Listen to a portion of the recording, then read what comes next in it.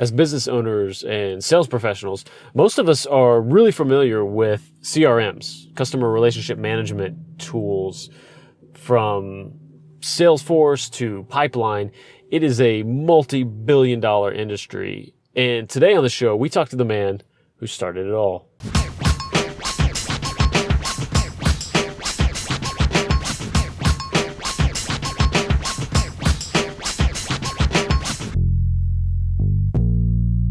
How's it going? We've got Mike Muhney on the show today. He is the co-founder of ACT. It is the first CRM software tool which went on to massive success. Founded in 1987 and just went on to huge success and really launched an entire industry. At the core of that tool is what's really at the heart of everything that Mike does, from ACT all the way up into his upcoming product, which he speaks about today. It's all about true connection with other people. As simplistic as that may sound, it's huge. In fact, I would say it's everything. And we really dig into the importance of that and how to purposefully go about doing that, about connecting with people for the greater good. Even if you're not in sales, although Mike and I would argue you are in sales no matter what you're doing, or if you own a business or you're just getting through life, the better your relationship skills, the better your life. It's that simple. So we dig into a lot of that. Some great lessons pulled out of Mike's business history, and it's really exciting to hear about what he's got going next. So let's jump in with Mike Muhney. Mr. Mike Muhney. Nice to meet you. Nice to meet you. This is a blast. Welcome to the Bizmobile. Thank you. My first experience. and I got dressed up today. I'm wearing a sport coat, my cape. I appreciate that. I wore a tie for you. Just for you. I'm proud of you. I gave up ties a long time ago.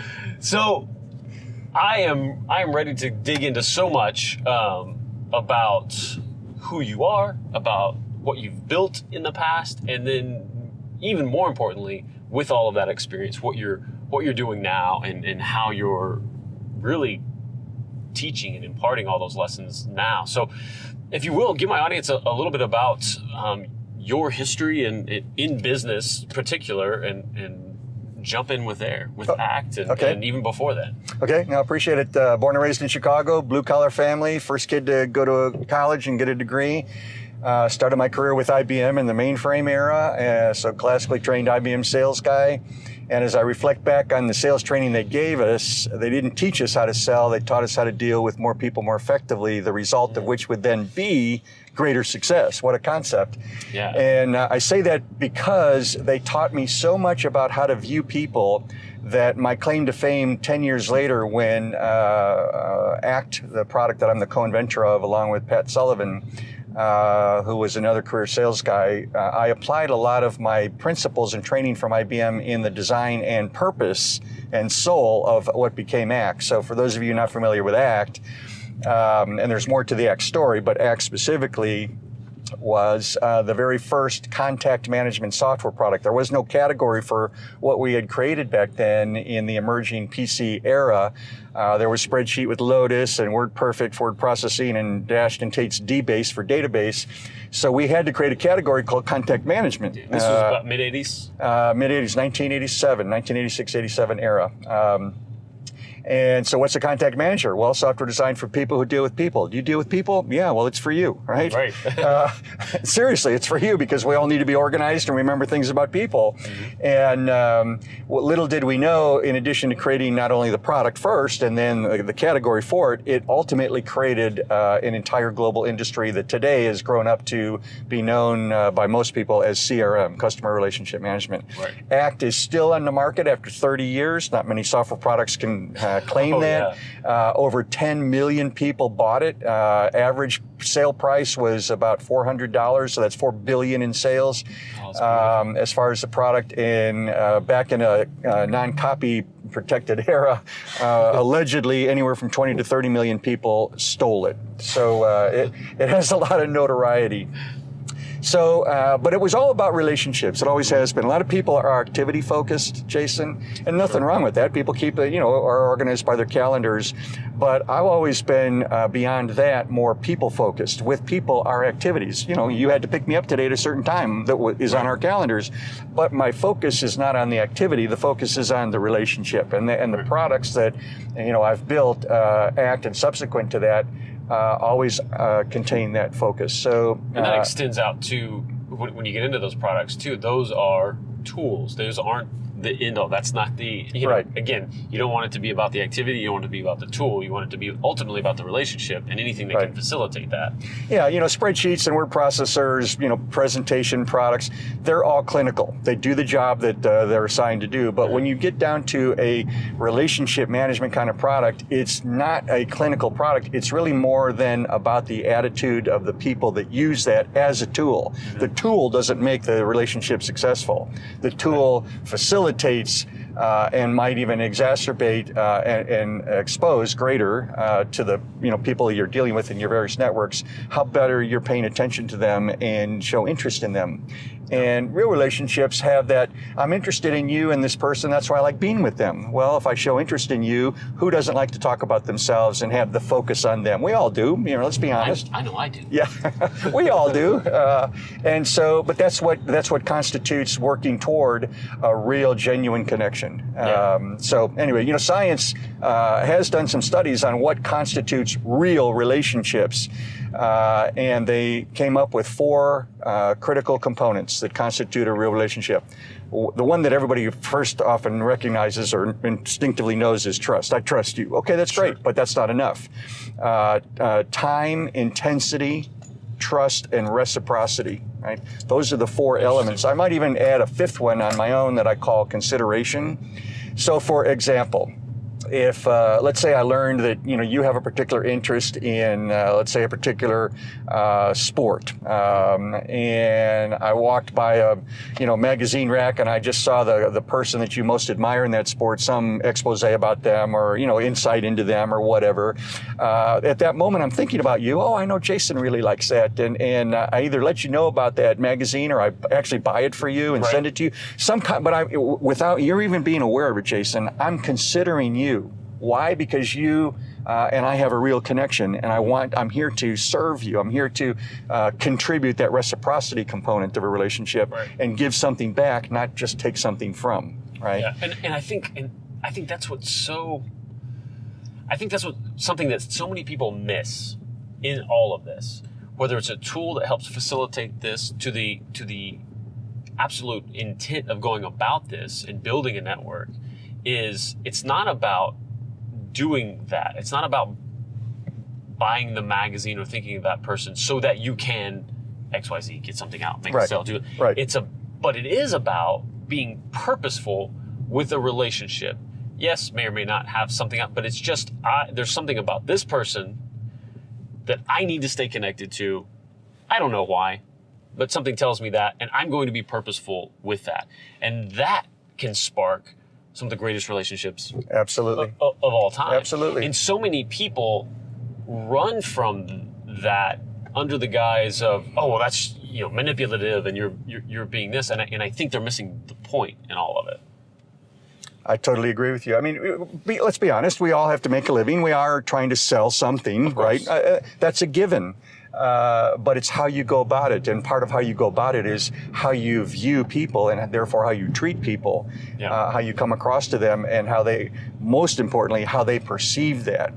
As funny as this may sound, even though ACT created the category contact management, or let's call it relationship management, I don't believe in relationship management. How's that for you? I don't. No, because I can't manage you. You can't manage me. Come on. I can't manage my own kids, right?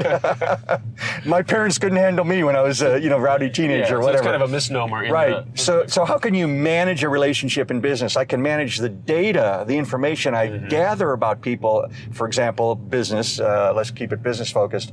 The only thing that each of us can truly manage is ourselves. And what I'm actually managing is the way and manner with which I conduct myself determines your perspective of me. That perspective translates to how you perceive me and then talk about me, which is my reputation. hey, I talked to this guy and he's really a good guy and I like him and I can trust him and he's, good product or service. Let me recommend him to you. And we're all after recommendations, right? We all are. Come on. Oh, yeah. And not just business, personal too. We like to expand our network. So what I really like to focus on is people's reputations and how they can enhance that. And I'm not talking about taking you from let's use a baseball batting average analogy. I'm not talking about taking you from a 200 amateurish, batting average, which means you're in the minors, to 1,000. That's not possible. Even Ted Williams only hit 400. But if I can get you to go from a 200 to a 300 or 325, you're now in the Hall of Fame. Right. Okay, it doesn't take a whole lot more, with not necessarily a whole lot of extra effort, with which to distinguish yourself from everybody else. And let's be honest, we're all sizing each other up.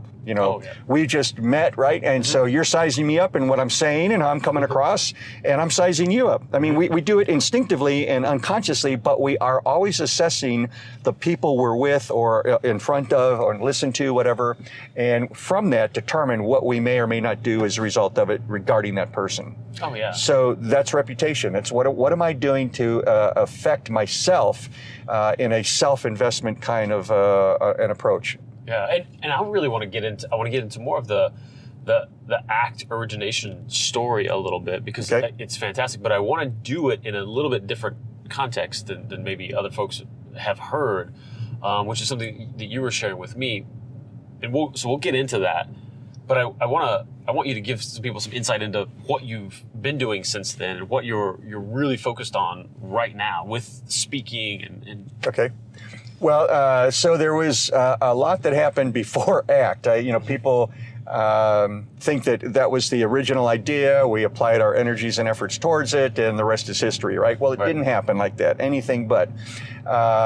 It was actually started by three guys. We were known as Conductor Software at the time: Charlie Humphreyson, Pat Sullivan, and myself, all sales guys, and we always wanted to have our own company. And so we created this configurator product. And all I mean by that is, if you came into a computer store back then when you went to Business Land or Entree to buy computers, said, I want to buy 15 of these computers and 5 of these kind of printers and 10 copies of Lotus 123, the salesperson could line item the discount or back solve the margin, but make sure that they were going to be selling that or quoting that at a profit, and print it out and give it to the prospect to say, we'll back this price up for whatever, 30 days, right? Okay. Now, those people, let's presume, would go to the competitor store and they wouldn't be treated that way or have that sense of confidence that you're going to stick to that price, right? So it enhanced the professionalism, the perspective that I just talked about, to the prospective buyer of those computers. Okay, we raised $100,000 from a friend of my brother's who's in the construction industry. Who would have thought, right? And my brother got to know this couple, a wealthy couple whose home he was remodeling for about 6 months very well. And they got to talking and learned about, his family. And one day the guy said to him, so tell me about your brother. What's your brother doing? Well, he's in the software business and he just started a company with 2 other guys. Yeah, what do they do? Well, blah, blah, blah. I didn't really know how to answer that question, but the guy said, well, do they have a business plan? Because I have a friend in Boston who might be interested. Wow. Well, I'll ask my brother. And so my brother asked me, and we didn't even know what a business plan was, but we put some documents together to explain this product. And I gave it to my brother, who gave it to his client, who gave it to his friend in Boston. The Boston guy called us, and we ultimately met. And make a long story short, he invested $100,000. Okay. Fantastic. And I'll cut through some time here. The product still failed, and we ran out of money, and we were down to only $15,000 left. And we said, this dog ain't gonna hunt. We knew it was over, but we didn't want to give up. We were desperate to survive and stay in business. We didn't want to go back to the corporate world. Yeah, there was so that drive was that there was something. You knew you had something to be in business for you. That was in your gut, in your soul. It was. No, it was kind of a naivety. We didn't know what could happen if we still continued and missed the mark and the consequences of that. We didn't really get bothered by that. We even dismissed those because those were obstacles. We knew to persist. We were determined. We wanted to survive. I mean, look at what's going on in any catastrophe in the world. When there's one going on now, right? Down in the Houston area with Hurricane Harvey. there is an instinctive nature to survive. Well, that was in us, and a courageousness to persist through the difficulty. And I'm not exaggerating in this. We were faced with perhaps not even to pay our mortgage and losing our homes. We were out of money, or almost out of money. So I went to a mentor, a guy that I knew in the industry who was the CEO of a big company, to just ask his advice. And I told him we were out of money, we tried, blah, blah, blah. And this is what he said. Very simple instruction or recommendation, which most people would say that's all he said. And it turned out to be the most profound thing anybody could say. He said, look, next week is July 4th, 1986. Next week's July 4th. Why don't the two of you, Charlie had to leave because we were out of money and he was a single guy. Pat and I were both married. So Charlie said, I'll leave the company to try to preserve as much cash as long as you guys can. And so Pat and I, he said, have a breakfast and brainstorm. See if the two of you can come up with an idea before you throw in the towel. Well, okay, we can have coffee and toast and eggs. We can afford that. So we barely. There's barely enough in there for right. that. It was eking into that $15,000 left, and so we went with pencil and paper, July 4th, 1986, to a restaurant south of DFW Airport, and we started with a simple statement: what do we need? We have a blank sheet of paper. Is there anything that we ourselves could use? We couldn't use the other product that had been created. So as salespeople, and again, our focus always is on relationships. When you're a real salesperson, a classical one, your job depends on the quality and effectiveness you need to achieve to connect with people so that they'll buy from you. Right. Okay, so our focus was on, and always has been, on relationships. So we said, well, I wish there was a product that did this and this, and we left that morning and I still have the proverbial napkin of what became ACT, that was released literally 9 months later on the market, April 1st, April Fool's Day, easy day to remember, in 1987. Nice. I had codenamed the product YES, which was an acronym that stood for Yes, Everybody Sells. I don't care what you do, what you are as a salesperson. Right. Don't tell me you're an architect and you don't sell, or you're a CPA. BS, because you have competition. I could go to another CPA, so why should I subscribe to your services? Sell me on your, whatever, right? Absolutely. And so that has been an instilled principle in me personally for all of these years of my own career. And so here's what happened. So we got to work over the next 2 weeks before the angel investor came back down from Boston, and he knew nothing. He thought we were blowing and going and doing great, right? And so we prepared the screenshots. We did a lot of the documentation. We were underway enough to show him something when he came down in hope that he would not be upset and not kill us. Right. Seriously, figuratively.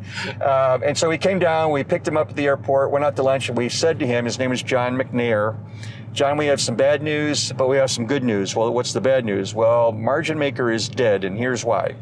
But we have another story to tell and something else we've been working on that we want to share with you. Okay, share it with me. And we did. And this is what he said. And you never know how somebody who wrote a $100,000 check for you is going to act when you tell him bad news.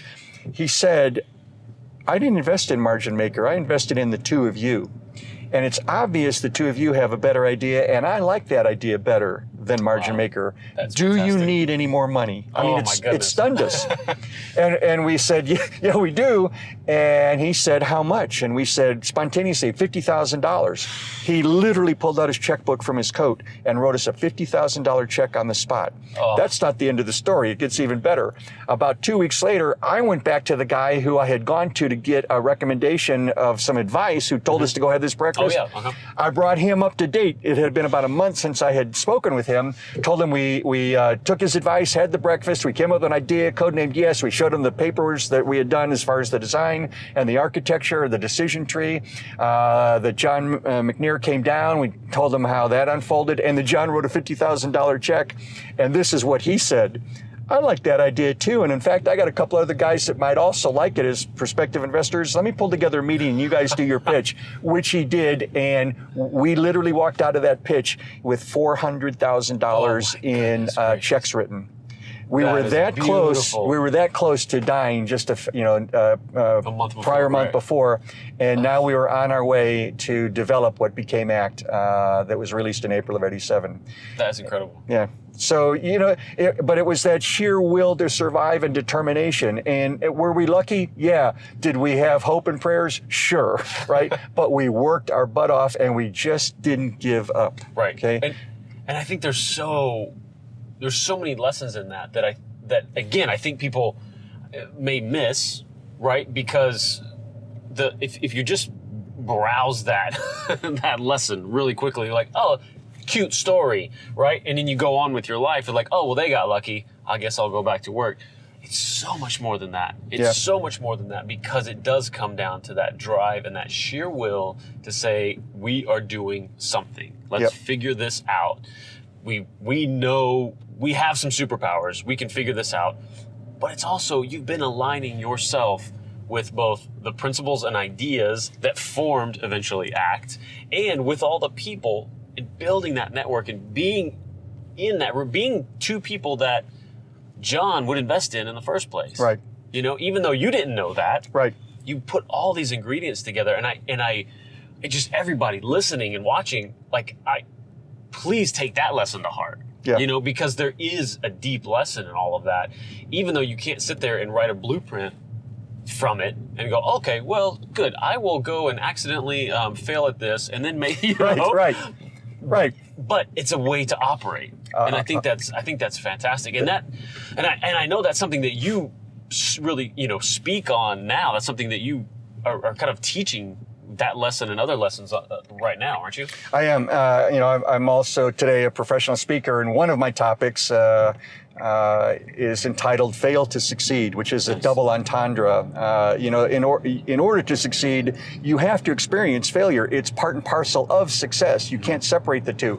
But also, in the effort to succeed, sometimes you do ultimately fail. And I've been on that side of the desk as well. I have failed in some other ventures that I've done, but I heard from somebody one time. They said, failure is a great rewarder, an investment, because it pays with compound interest, right?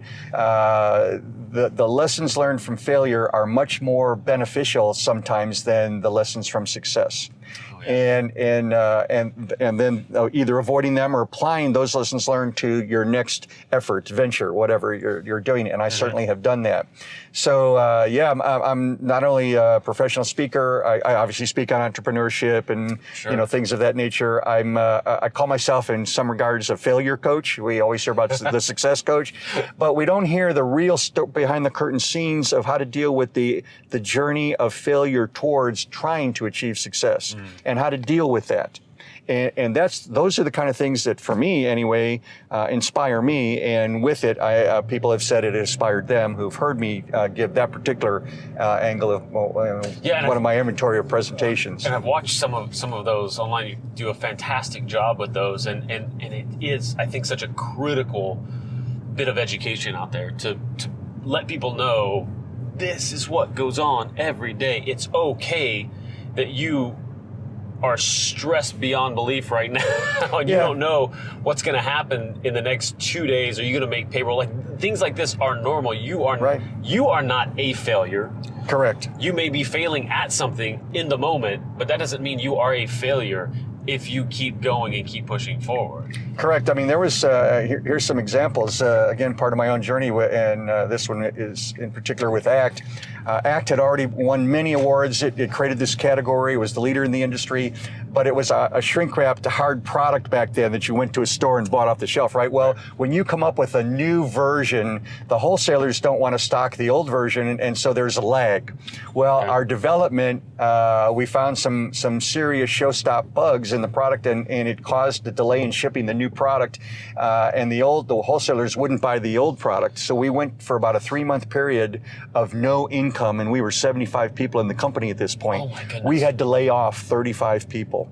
When you lay off nearly half of your company, the devastating emotional impact of people you can't be prepared for that. There's nothing in school you've learned to deal with that.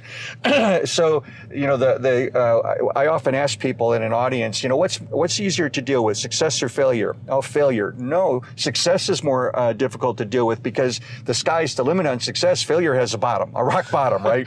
You can deal with success and pick yourself up by the bootstraps and go beyond. But I also talk about it personally because there's consequences in achieving success. And I'll give you two myself. It cost me a 19-year marriage. Why? Yeah, 3 years before we sold the company, I lost a 19-year marriage because, and I'll just be honest here, ACT became my mistress. It was so successful. The attention bestowed on me as the co-inventor and the speaking all over the world, et cetera, et cetera. You can't help but your ego in being enhanced, right? Oh, yeah. And you just look at yourself differently and you start to carry yourself differently. And it was my mistress. I went to bed thinking about it. I couldn't wait to get back to work on Monday. It's like the weekend was an interference. And these were subliminal, but they affected my family such that I lost touch. I lost balance, right? Yeah. I can also say that success caused disagreement between Pat and me as the two co-inventors, because as parents, you don't always agree with each other on how to treat the kid. Sure. You both love the kid, right? But you don't necessarily see eye to eye on everything. And it caused Pat and I, who had one time been best friends, to lose our friendship. We have since rekindled it, and it's everything was a long time ago, but it literally caused a strain in the company because of our own egos and differences of opinion on the product. It was a success ride. Because it was a success. Wow. Right? We just had different views of it. And both of our egos were growing. And so we began to have more of a contentious discussion in nature with each other. And what that caused was different political groups in the company. And now you've got even enhanced, intensified politics that are difficult to deal with in any company, right? No matter what. And so there's this ripple effect. And so these are some of the things that I say, be careful what you wish for because you might get it, right? We've heard that saying. But I didn't anticipate that. None of us anticipated any of it, but it happened. And unfortunately, it's one of the reasons, it's not the only reason, but it is one of the reasons that we sold the company, because the board of directors knew that this is a serious situation, the way that Mike and Pat see each other. And that's the honest truth. And that's and again, I don't want people to take the lesson in that as, oh, well, don't get successful then. Correct. Because this is going to happen. But what's so valuable is to be prepared for that. Correct. To know that it is not the end all to be all. There isn't a making it in the sense, like there's levels and milestones, and yes, we want to get our company to this in income level, but know that there's something on the other side of that. Right. And it's going to be as challenging and maybe more challenging than what it took to get you there. Yeah. Without a doubt, and as I've gotten older, and as we all have heard, you kind of hopefully get a little bit wiser, and the rough edges have been worn down and smoothed out in your life. You begin to see things differently, and are more prepared. And there's a saying, and I think it's kind of true: wisdom comes from experience, and experience comes from bad judgment. And I certainly have had a lot of that in my life, but it doesn't stop me. There's a saying by Winston Churchill that I really appreciate, and I apply it to my own experiences, in life. Success is not final. Failure is not fatal. It is the courage to go on that counts. And I still have that. I hope it comes through in listening to me, but I still have the courage to try to discover the fulfillment of what I've been destined to be and achieve. And ACT was just a point in my life that demonstrated to me an ability that shouldn't stop there. Success should be a springboard and not a hammock. Oh yeah. Okay? Yeah, absolutely. And so I view past successes as a springboard rather than that hammock. But failure can also be a springboard, believe it or not, right?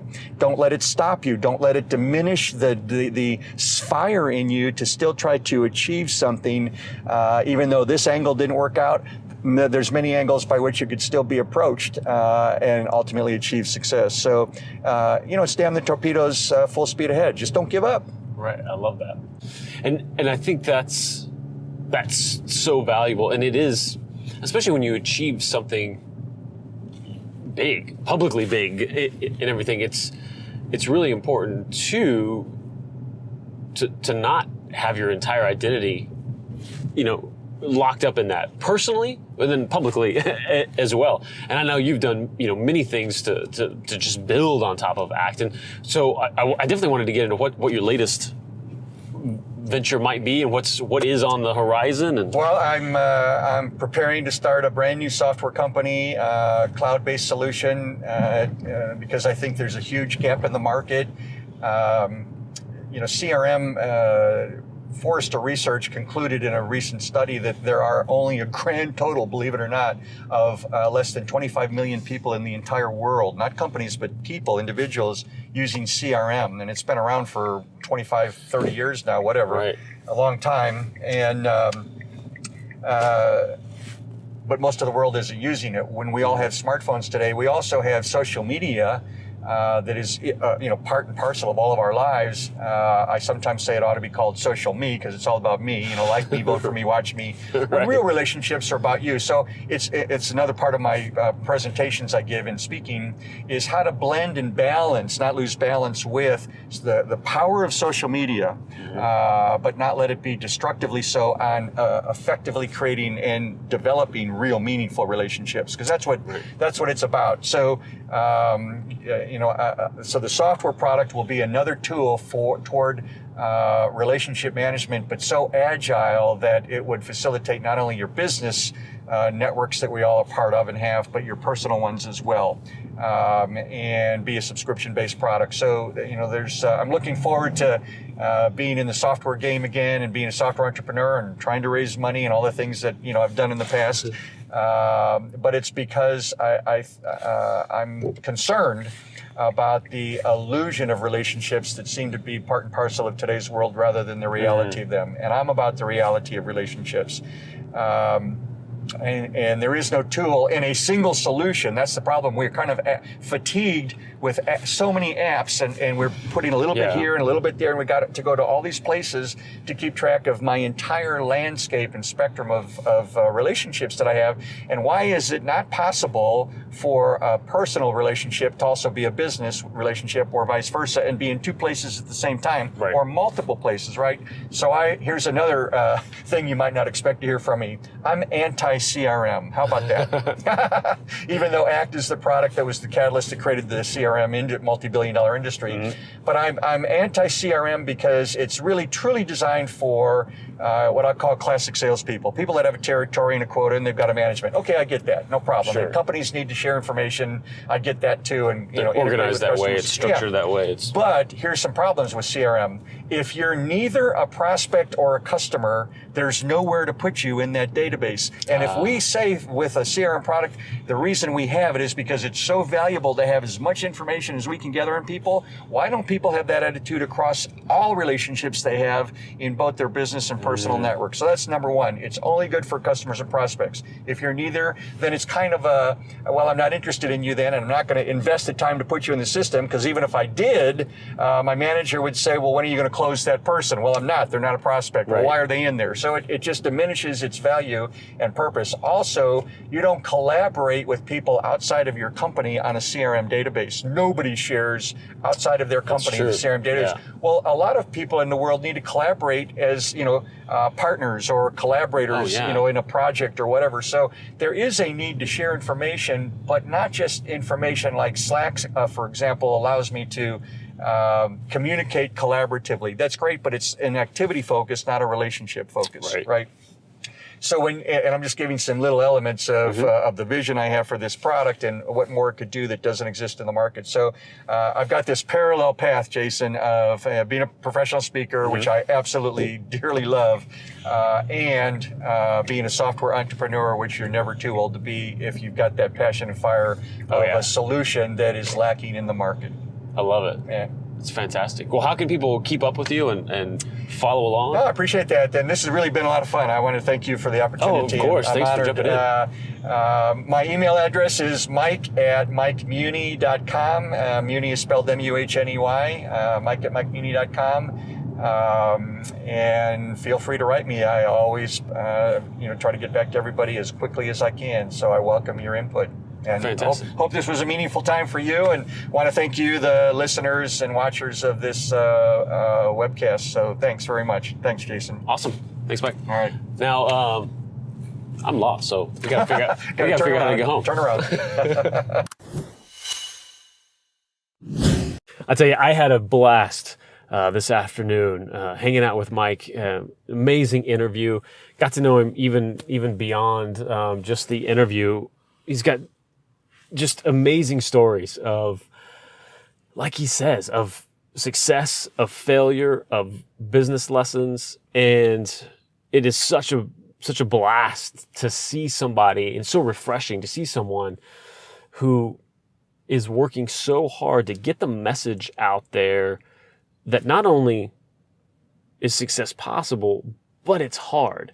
And you're going to fail along the way, and that's okay.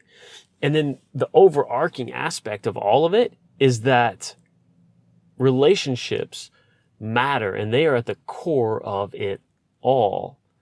And the better you get at mastering that, the better your life is going to be at whatever level of success you deem worthy, or what you're striving for.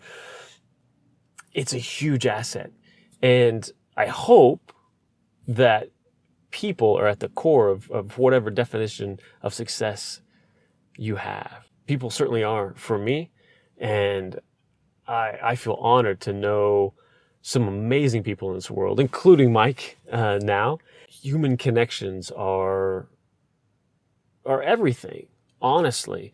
If I didn't have any of that, I don't know where I would be as a person, and just where I would be in life.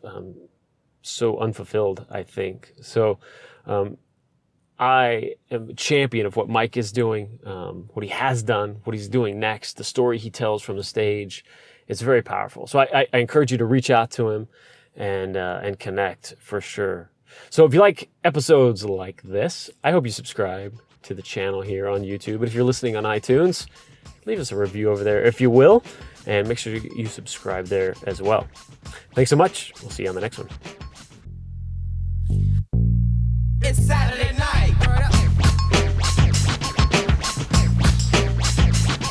It was Saturday night and I'm feeling kinda silly. Winter coat on cause the air was chilly, but I'ma make my way out to the record spot. Gotta find some new breaks for the beats to rock. I gotta come with the flavor like some lifesavers. On now and later, start the beat maker. If I'm a player, it's like your tape deck. And if you miss the gig, then take a rain check. Stacks of wax piled high to the ceiling, need a U-Haul truck if I would think about stealing. But it's not my steed, so I commence with the digging, no kidding. Something that'll keep the beats hitting what I'm getting. So much to choose from, bro.